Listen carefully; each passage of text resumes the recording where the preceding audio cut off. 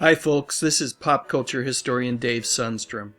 Growing up, one of my favorite television shows was Diff'rent Strokes, which ran on NBC for 7 seasons beginning in 1978, and then for another season on ABC in 1985. And I really enjoyed watching Dana Plato on that show. She played Arnold and Willis's older sister Kimberly.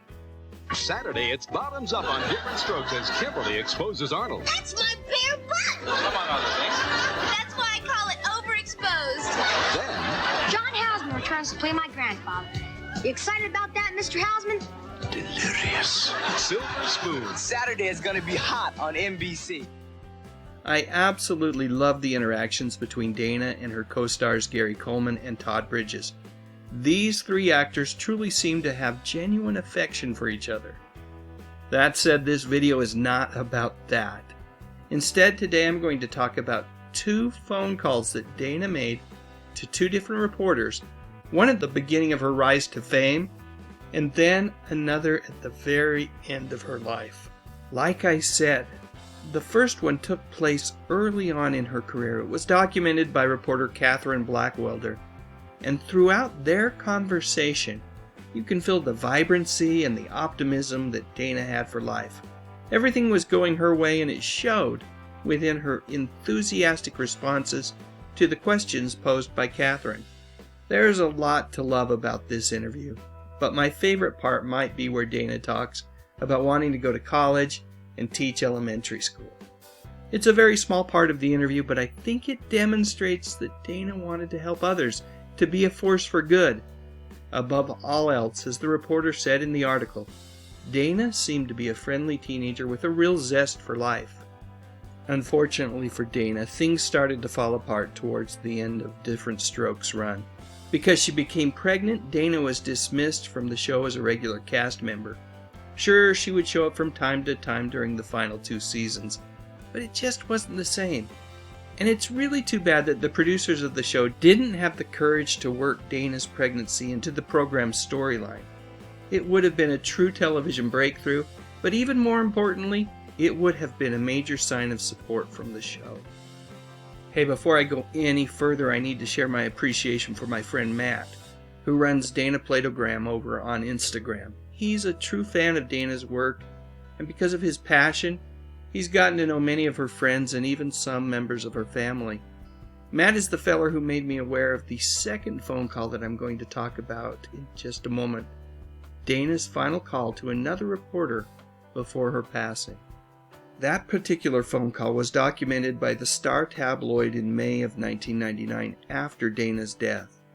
It was a phone call that Dana had made to reporter Beverly Williston. It was her final phone call to Beverly, and it truly broke her heart.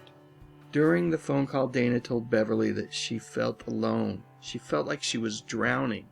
She went on to say that she just needed someone to reach out and tell her that she was loved because, more than anything else, she needed that. During this article, which was published after Dana's death, the reporter goes on to talk about a complicated relationship that she had with Dana because of her substance abuse issues. Dana wanted to get clean and she wanted to do better, but at times her actions would run contrary to those intentions. This phone call was a far cry from the one that had taken place years earlier. Dana's zest for life wasn't quite there anymore. Instead, Beverly found herself talking to someone who was desperate, who was scared, and could feel everything slipping away from her.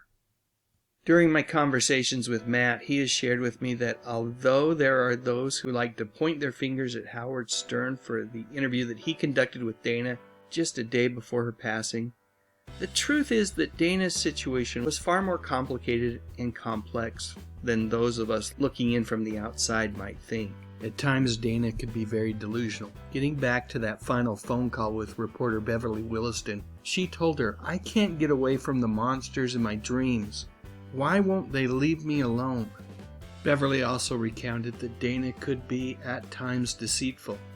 She said that she was often desperate for money. Once, in a pathetic effort to convince her that she was sick and needed cash for medicine, she even showed up at her door with an IV held to her arm by dirty tape. In short, actions taken by Dana after her interview with Howard had nothing to do with her appearance on his show. For a variety of reasons, Dana's life was in utter chaos.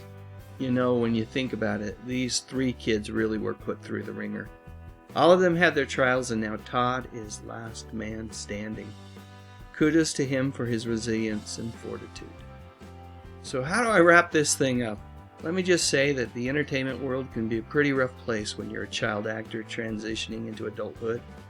And sadly, Dana's story isn't a new one. It's happened to other actors before her, and it continues on even to this day. The siren call of Hollywood's bright lights are tough for folks to ignore, even if they are aware of the perils that exist within. Wrigley Spearmint Gum says hello. Wrigley Spearmint? We all like it. Me and all my friends. Try sharing some Wrigley Spearmint Gum. You're gonna like the way it says hello. Wrigley Spearmint, it's got a fresh, clean taste. It's our way to say hello. Everyone likes the way it says hello. Wrigley Spearmint Gum. We all like the way it says hello. Thank you all for standing by through and through. It's the kind of strength that lifts the shadows too. Click on that thumbnail 'cause it's time to go.